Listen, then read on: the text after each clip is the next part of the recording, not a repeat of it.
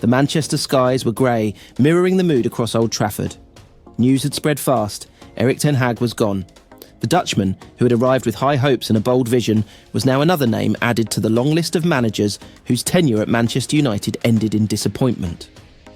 The club's official statement confirmed what fans had already speculated. The 2-1 loss to West Ham had sealed his fate. In a season filled with struggle, the West Ham game felt like a final blow.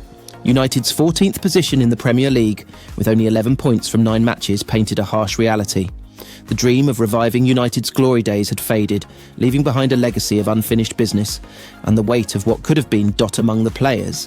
An outpouring of emotions followed the announcement. Joshua Zirkzee, the young striker. Ten Hag had signed over the summer from Bologna in a £36.5 million deal, was among the first to respond. A simple yet heartfelt message appeared on his social media, a picture of him with Ten Hag, captioned in Dutch, "Thanks for everything, coach," followed by the symbolic folded hands emoji. Zirkzee's words were few, but the sentiment was clear.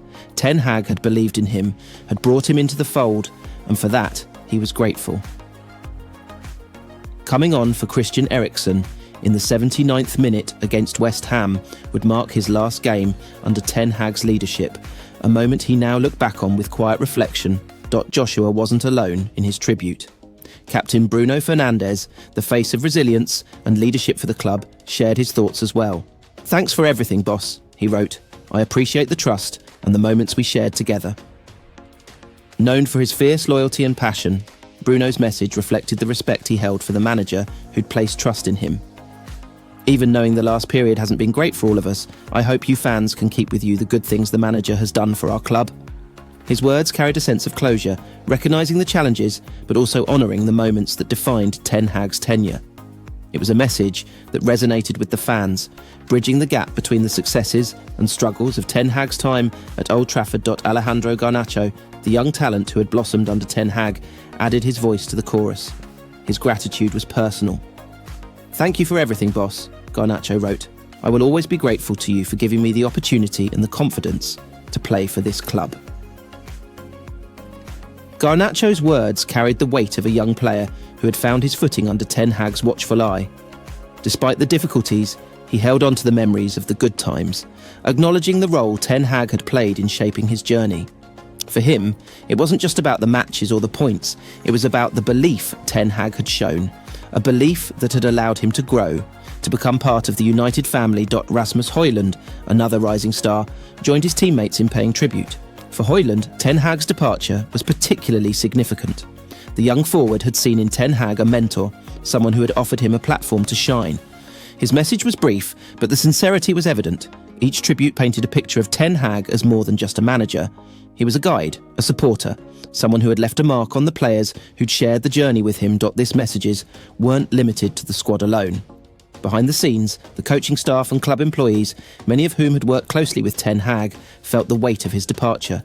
He had been a familiar presence, someone who had greeted them in the corridors, shared a smile and built relationships beyond the pitch. For them, Ten Hag's exit was a reminder of the transient nature of football, where dreams could rise and fall in a single season's dot. But for all the sorrow, there was also an air of acceptance. The fans, while divided in their opinions about Ten Hag's tactics and results, recognised the dedication he had shown. The banners, the chants, the moments of shared passion, these were memories that would remain. Erik ten Hag had given his all, and now, as he stepped away, he left behind a legacy that was complex but undeniably significant. In the days that followed, the club's hierarchy would begin their search for a new manager, a fresh face to lead United forward. Speculation would swirl, names would be discussed, and the fans would once again hope for a brighter future.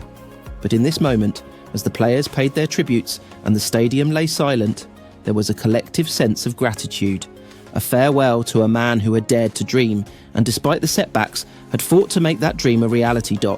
As Manchester United turned the page on another chapter, one thing was certain: Erik ten Hag's impact, both the highs and the lows, would not be forgotten.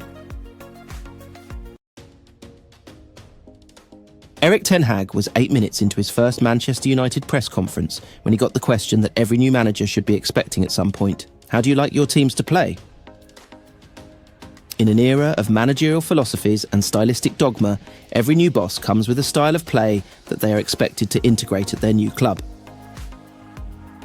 Ten Hag's Ajax had been an attacking side, throwing players forward into attack and trying to dominate territory. As he tried to explain his particular style on day one in the job, he touched on his successful Ajax side, but left the feeling that he wasn't particularly wedded to one approach over any other dot. Maybe you have seen Ajax. I like that, he said on May 23, 2022. But players dictating the way of play. I have the idea I will line up my best team and my players like that to get the best out of them, that they can go the maximum and they feel comfortable in their roles.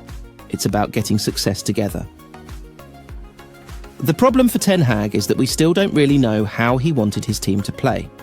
After 9 league games of his third season at Manchester United, we were no closer to understanding the patterns of play or to spotting an overarching philosophy or a particular idea to build around. Ten Hag's final month in charge probably summed it up.